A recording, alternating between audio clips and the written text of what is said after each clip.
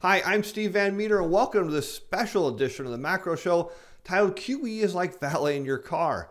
Now, some of you have reached out to me since you've watched my QE special saying you've almost got it. There's a few points that you're struggling with, and if I can explain it in a simpler form. So let's try that by using an analogy of how QE is like valeting your car. Now, when you valet your car, let's say you're going out to dinner and you pull up to a restaurant and there's a valet. When you valet your car, they give you a claim check. Now, when the valet gives you that claim check, they are not printing a new car or a replacement car. It is a claim check. So while the valet has your car, they are responsible for it. Any damage, if it gets stolen, something goes wrong, it's a valet company's problem to deal with. You have a future claim on your car. So when you think about QE, when a bank pulls up to the Fed to engage in QE, they exchange a U.S. Treasury security or a mortgage-backed security for a claim check.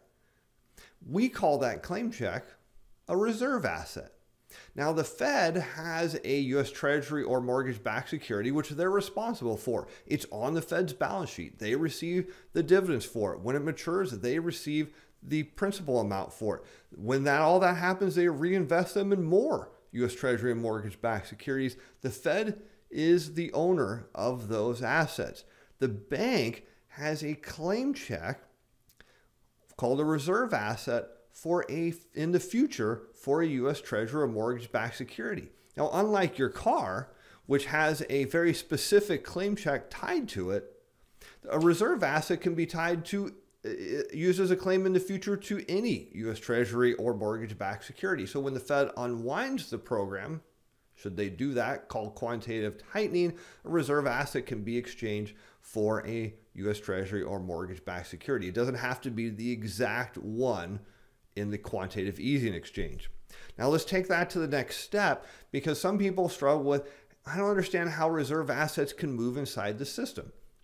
Now let's say you're at dinner with a bunch of friends and for some reason you're not feeling too well and you feel the best idea for you is to go home so you don't spoil other people's, your friends' evening. Now you can swap your claim check, right? Because it is a future claim on a vehicle, your vehicle, with keys from another member of your party. So let's say, for example, one of your friends has a rather small car and you have a large car, and you say, look, let me take your car home and then you can use my car to take everyone else home, and that way they'll fit. Well, you can swap, and your friend now has a claim check on your car and you have the keys to their car. When your friend goes and presents this to the valet, they will give them the car tied to that claim check. So think of this from how the banks might use it. So a bank that has a reserve asset can swap that reserve asset with another bank for a U.S. Treasury or mortgage-backed security if they're so inclined. So it can move inside the system. Now, the one that people have a lot of trouble with is how a bank can use a reserve asset as a deposit at an auction. Now, let's say you're back at dinner and it's been a wonderful evening and the bill comes and you reach into your wallet and you realize you didn't bring enough money, or maybe you left your credit cards at home. You can't pay the bill. Rather than embarrass yourself in front of your friends, you go see the owner and you tell the owner, of course, I guess it would be embarrassing if you didn't leave with your car, but you tell the owner, here, I'm going to give you my claim check against my car, and then I will come back later, perhaps tomorrow, a week, who knows, and I will pay you for the dinner and I will get my claim check back. And that's similar to how the banks do it. So when a primary dealer goes to auction, they can put a reserve asset down as a deposit. Now, the U.S. Treasury, at least recently, has had a lot of money in its account. It doesn't actually need more cash at that time because it has more than enough cash to meet the demands of the U.S. government.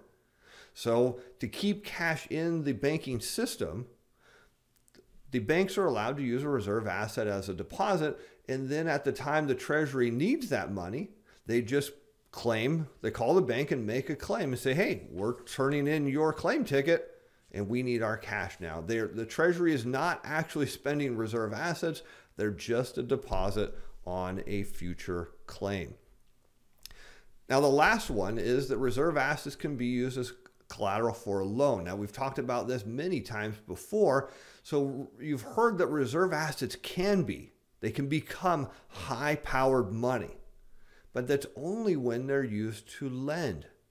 So a bank has to be willing to use a reserve asset as collateral, which it is designed to do. It can be used as collateral for a loan, but the problem is a bank has to be willing to risk their own money. Remember, this is just a claim check. A reserve asset is nothing more than a claim check, if you can think of it that way. So if the loan defaults, right? So let's say a bank originates a loan, uses a reserve asset as collateral, and that loan then defaults, they can't convert that reserve asset to cash. No different than this can become a car all of a sudden without turning it in. And if the Fed is not accepting these because they're not doing quantitative easing, a bank cannot convert it to cash. So what that means is they have to use their own capital to cover the loss of the loan. So in a sense, it's a disincentive for the banks to lend. Now, at the same time, a borrower has to risk their collateral that they put up for the loan. And the bank has to decide if they feel the collateral that person put up for the loan is going to hold its value or appreciate. And if the bank is nervous on both sides of the story, well, then they're disincentivized from lending. But a reserve asset can become high-powered money only when banks lend. So hopefully this little show helped you. If you can think about a reserve asset as nothing more than a valet ticket when you valet your car, well, hopefully that will help make some more sense. I'm Steve Van Metre. Thanks for watching. The content of this video is provided as educational information only and is not intended to provide investment or other advice.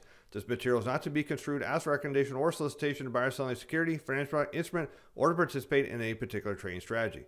This video was prepared by Steven Van Metre on personal capacity. The opinions expressed in this video are that of my own and do not reflect the view of Atlas Financial Advisors, Inc. or Steven Van Metre Financial.